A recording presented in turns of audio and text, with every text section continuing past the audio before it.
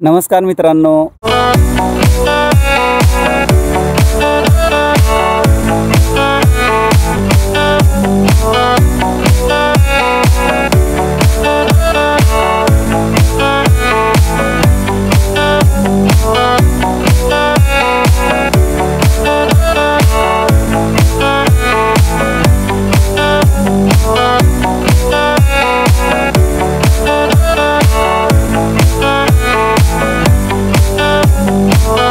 नमस्कार मित्रांनो, माझ्या cake with the trek vlog या चॅनलवर पुन्हा एकदा आपले स्वागत आहे। आज आपण पुन्हा प्लास्टिक मुक्त भैरवनाथ डोंगरावर आलेलो आहोत आणि आज मी सातारा हिल मॅरेथॉनच्या प्रॅक्टिस रनसाठी निघालेलो आहे। आज साधारण 18 ते 20 किलोमीटर डोंगरातून मी जाणार आहे। आपण खालून साधारण 500 ते 700 मीटर आलेलो आहोत। समोर दिसत असणारा जो डोंगर आहे तो भैरवनाथाचा डोंगर आहे आणि आता आपला पहिला टार्गेट म्हणजे तो वर डोंगर आहे। आपण आज इथे डोंगरावरची काही फुलं पाहत जाणार आहोत।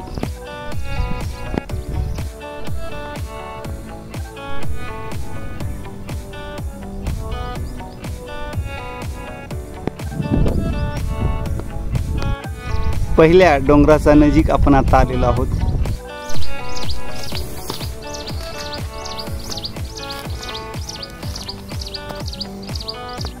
आपण खाली दिसत असलेल्या या कंपनीपासून साधारण 1 किलोमीटर आता वर आलेलो आहोत आणि असंच आपल्याला पुढं जायचं आहे। येथे असलेले श्री भैरवनाथाचं मंदिर पाहून आपण पुढं मार्गक्रमण करूया।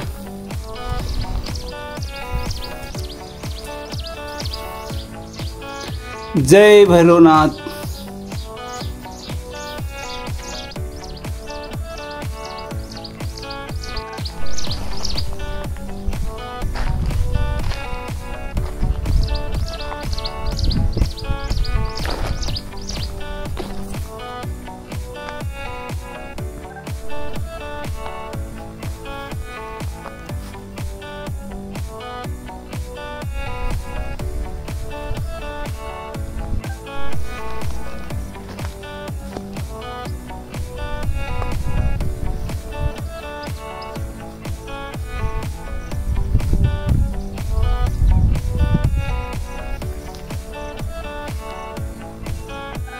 भैरवनाथाचं मंदिर क्रॉस केल्यावर आपल्याला आता सरळ पुढं समोर जो डोंगर दिसत आहे या डोंगरावर आता आपल्याला जायचं आहे। खाली आपल्याला एक तळही दिसेल। समोर दिसणाऱ्या डोंगर रांगेतून आपण एक एक डोंगर पार करत साधारण एक 5-6 डोंगर अशा पद्धतीने आज पार करून 18 ते 20 किलोमीटरचा पल्ला गाठणार आहोत।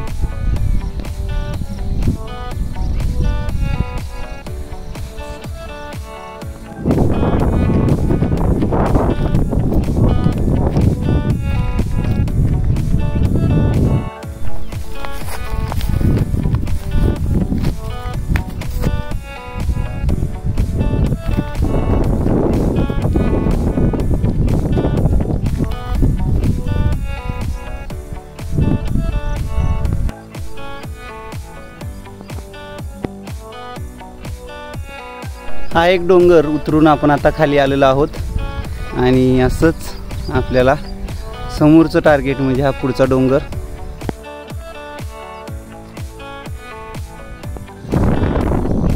समोर आपल्याला भैरवनाथ डोंगर दिसत आहे, तिथून आपण चालत पुढे आलो आणि इथं एक सुंदर असं तळ आहे। याच्यामध्ये आपल्याला बदक, पानकोंबड्या हे पोहताना दिसत आहेत।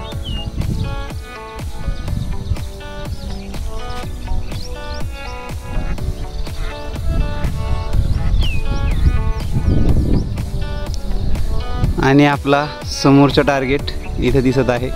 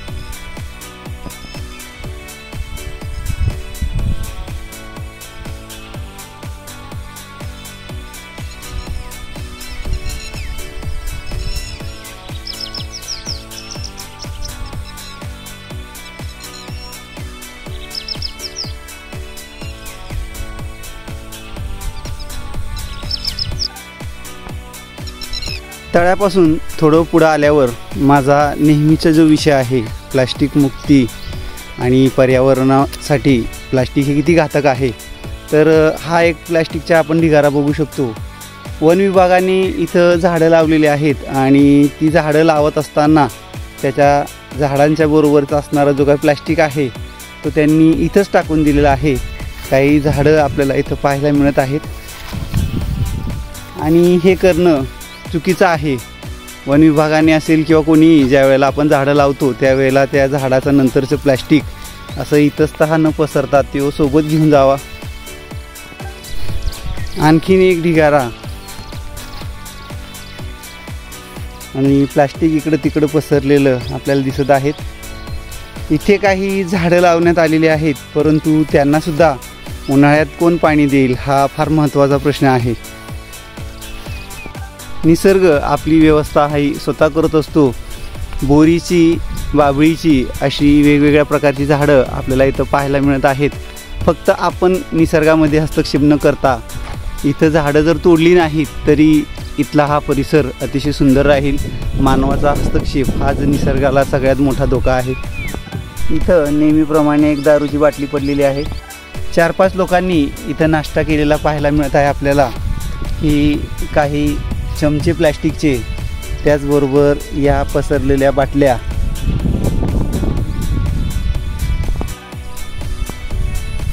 एवढं चढलं की आपलं दुसरा टार्गेट आता पूर्ण होईल. रस्ता ओळखता यावा म्हणून मी अशी दगड रचून खुणा केलेल्या आहेत. आपण आता दुसरा डोंगर चढून वर आलेलो आहे आणि पुन्हा समोरच्या डोंगराकडे जायचं आहे. तिसरा डोंगर. संपूर्ण डोंगर रांग जात असताना मध्ये आपल्याला अशा काही लिंबाच्या फांद्या तुटलेल्या पाहायला मिळतात. समोरच एक लिंबाचं झाड आहे आणि हे झाड कुणी तोडलं असावं किंवा कुणी तोडलं हे मला माहिती आहे. मेंढपाळ लोक जे इथं मेंढ्या चरायला आणतात, मेंढ्या आणि बकऱ्या, ती लोक अशा पद्धतीची झाडं तोडून ती आपल्या बकऱ्यांना खायला घालत असतात. समोर हे आपल्याला एक तुटलेलं झाड पाहायला मिळेल. इथं एक आपल्याला छोटीशी गुहा दिसते आहे. इथं कोल्हे लांडगे हे राहत असतात, कारण या भागामध्ये कोल्हे लांडगे आहेत. हे बघा, हे तोडलेले झाड. आपण आता तिसरा डोंगर चढून वर आलेलो आहोत.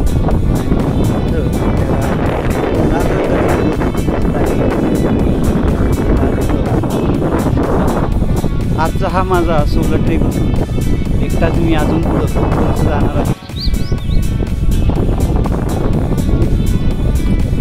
इथून आपल्याला खाली उतरायचं आहे.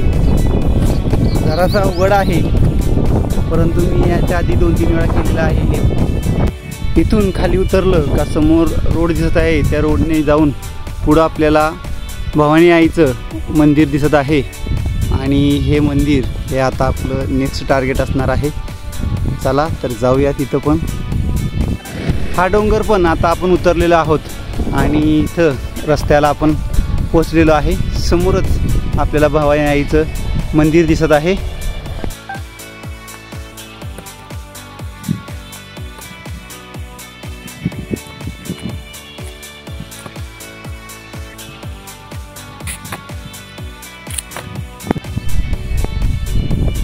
वर आई भवानीचं डोंगर आता चढायचं आहे आणि खाली आपल्याला नवलाई खवलाई देवीचं मंदिर आपण पाहूया.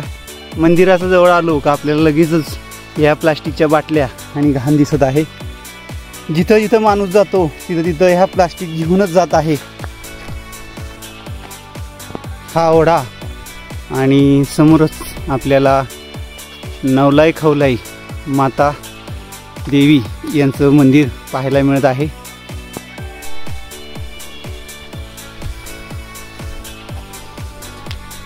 आणि मंदिराच्या पाठीमागच्या बाजूने आपण वर आई भवानीच्या डोंगरावर पोचू. थोड्याशा दाट अशा जंगलातून वाट काढत आपण वर आलेलो आहोत. आणि वर आलो हे प्लॅस्टिक बाटल्या बघून लगेच कळतं इथं लगेचच मंदिर आहे. हे बघा, हे बाटलीचं दर्शन आणि आता देवीचं दर्शन घेऊया. मनुष्य देवाला येतो, परंतु देवावर उपकार केल्यागत प्लॅस्टिक कचरा इथं टाकून जात असतो. जय आई भवानी. आई भवानी मंदिराच्या इथं आपल्याला कीर्तिमुख तसेच गणेशपट्टी ही पाहायला मिळत आहे।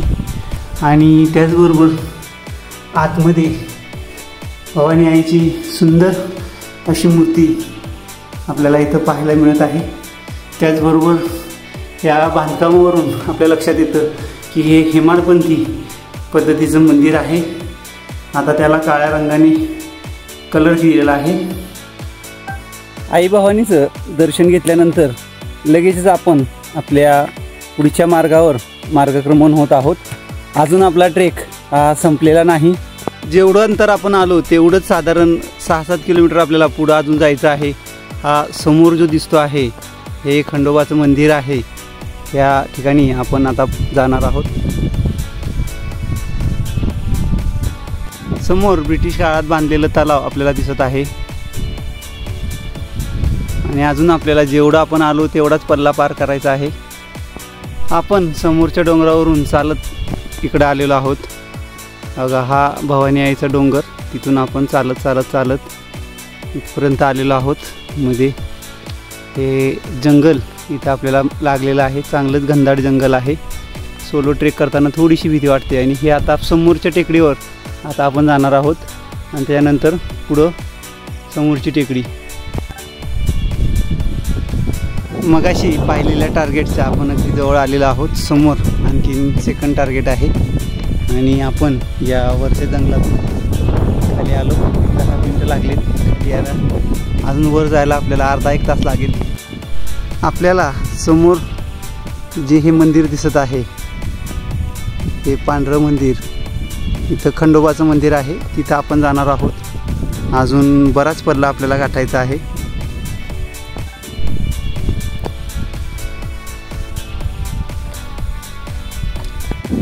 आपण समोरून बरंच लांब अंतर चालत आलेलो आहे, साधारण एक 15-20 मिनिट चालत येऊन आता आपलं पुढचं जे टार्गेट आहे, समोर एक छोटंसं मंदिर दिसत आहे वर टेकडीवर, मंदिरापर्यंत आपल्याला जायचं आहे आणि तिथून पुढं अजून आपल्याला थोडंसं जायचं आहे। आपण खालनं पाहिलेलं हे छोटंसं मंदिर हे आपण आता पोचलेलो आहोत। इथं आपल्याला नंदी पाहायला मिळत आहे, त्याचबरोबर एक पाण्याचं टाकं, आखीव रेखीव असं पाण्याचं टाकं इथं खोदलेलं आहे आणि चांगलंच पाणी या ठिकाणी भरलेलं आहे। वेळप्रसंगी हे पाणी माणसं पितात इथं। आणि समोर आपल्याला घोड्यावर बसलेली एक मूर्ती पाहायला मिळत आहे।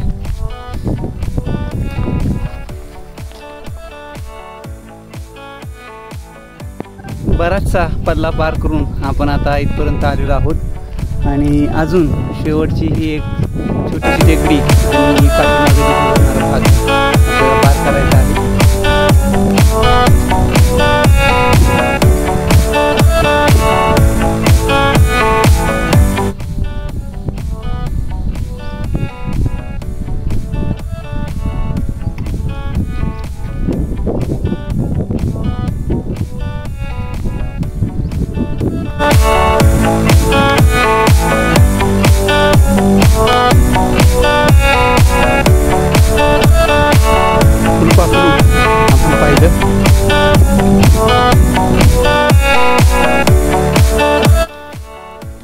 अखेरीस आपण आपल्या गंतव्यावर येऊन पोचलेलो आहे। आपण ठरवलेल्या ठिकाणावर येऊन पोचलेलो आहे आणि समोर आपल्याला दीपमाळ आणि त्याच्या पाठीमागं खंडोबाचं मंदिर पाहायला मिळत आहे। गवतात उमरलेली सुंदर फुलं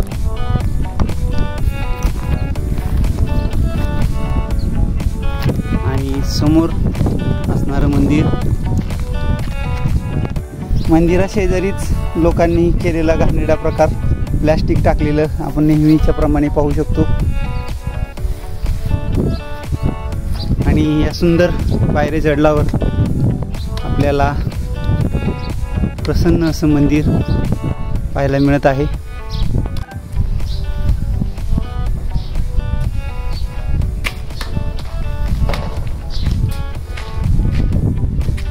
इथं असणारी दीपमाळ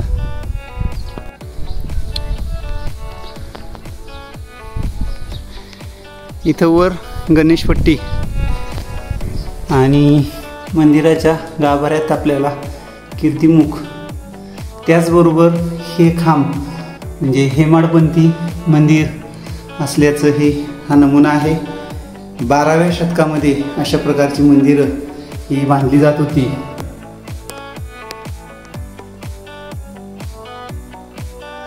आज आपल्याला खंडोबाची मूर्ती पाहायला मिळत आहे.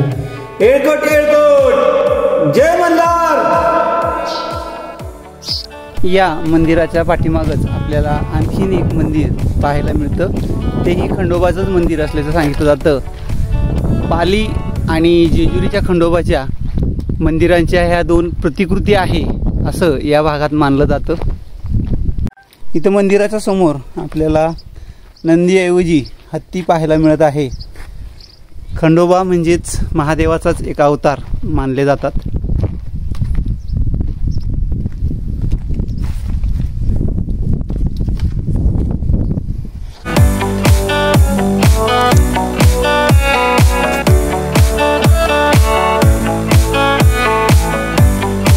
आणि हे बांधकाम अलीकडच्या काळात आपल्या नवीन लक्षात येतं तरी सुद्धा हे 400-500 वर्षापूर्वीचं असावं.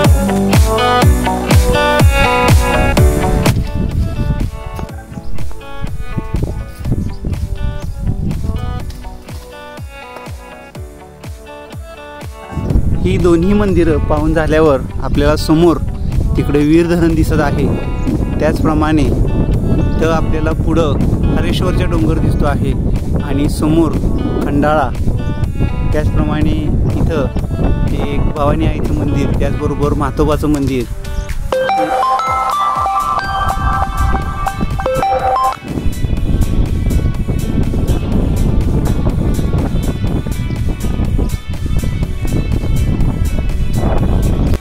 आता आज या खंडोबाचं दर्शन घेऊन आपण आता परतीच्या मार्गाला लगेचच लागणार आहोत. साधारण 8.5 ते 9 किलोमीटर माझं आज अंतर झालेलं आहे.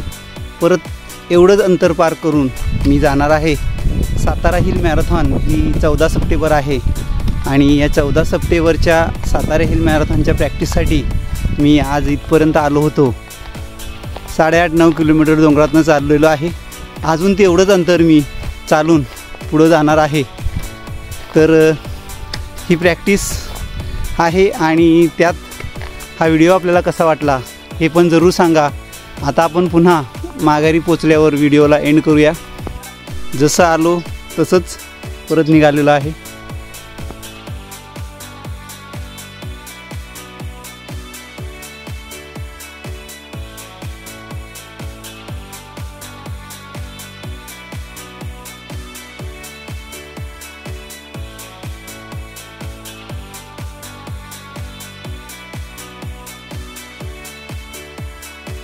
आपण आता बरंच लांब अंतर माघारी आलेलो आहोत आणि ही जी टेकडी भवानी आईच्या डोंगराच्या नंतरचं आपलं टार्गेट होतं ते आणि पुढं असणारं जंगल, ते जंगलापर्यंत आपण आलेलो आहोत. आणि इथं सुद्धा जाताना वाट व्यवस्थित पाहावी लागते, कारण आपण जर इथनं खाली गेलो तर खाली आपण दरीत उतरू शकतो आणि पुन्हा वर चढावं लागेल. तसं आपल्याला वरनं जावं लागते. तिकडून लांबून जंगलात आलो आणि आता आपल्याला समोर भवानी आईचा डोंगर दिसत आहे. तर वर गेल्यावर आपण तिथून आणखीन 5 किलोमीटर राहणार आहे. ही खिंड पार करून आता वर जायचं आहे. समोरून आपण साधारण एक 5-7 किलोमीटर चालून आता परत इथं आई भवानीच्या डोंगर मंदिरापाशी आलेलो आहे. आणि आतापर्यंत आपलं 13 किलोमीटर झालेलं आहे. आणखीन ती समोर जी दिसते कंपनी तिथपर्यंत आणखीन एक 5 किलोमीटर चालत जायचं आहे. परतीच्या मार्गावर आहे आणि समोर आपल्याला इथं चढताना दिसत आहे. आणि हा ब्रिटिश कालीन तलाव.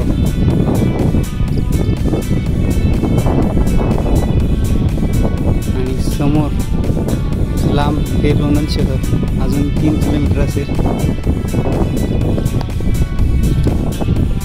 आपण पुन्हा आता फिरून तळ्यापाशी आलेलो आहे आणि समोर भैरवनाथाचा डोंगर दिसतो आहे. आणि इथं आपला आजचा हा ट्रेक संपणार आहे.